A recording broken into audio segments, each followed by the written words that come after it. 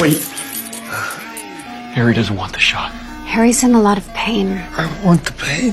He wants the pain. Weekly outdoor hunting was my favorite activity, but just then, my father suddenly felt chest pain. I immediately picked up my father and rushed him to the hospital. After emergency treatment, my father was out of danger, but he needed to stay in the hospital for observation for a few days. However, after a few days, my father's condition kept getting worse. Later, he was even in so much pain that he couldn't speak. I felt anxious but helpless.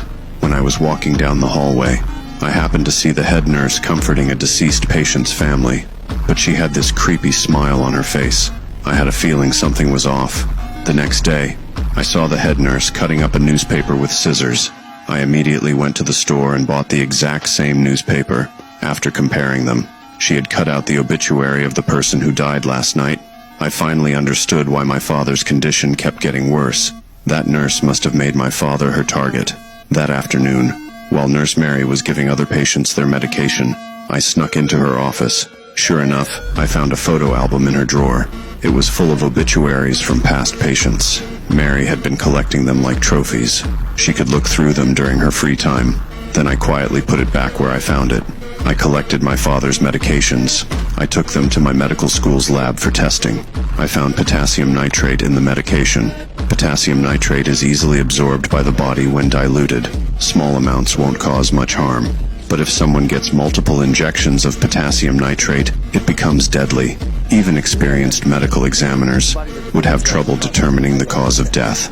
I desperately wanted to get revenge for my father, but I needed someone to back me up, and that person had to be my father.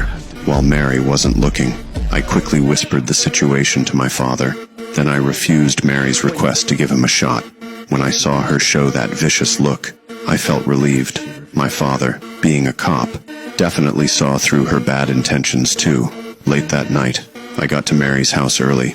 I covered her walls with plastic sheeting. My movements weren't very smooth. This was my first time doing something like this. Then I hid in the shadows of her living room, waiting for her to open the door.